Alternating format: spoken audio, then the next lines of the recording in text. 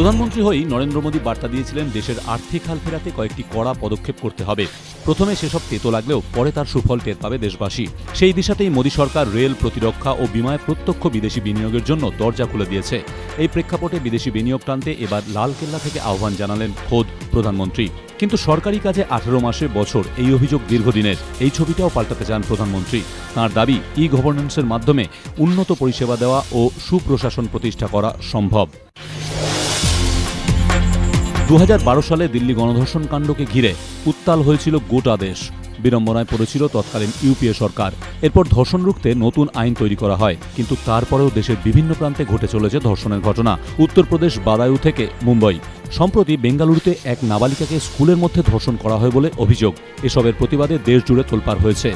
এই প্রেক্ষাপটে শুক্রবার লালকেল্লা থেকে স্বাধীনতা দিবসের বক্তৃতায় ধর্ষণকাণ্ড নিয়ে অভিভাবকদের উদ্দেশ্যে বার্তা দিলেন প্রধানমন্ত্রী।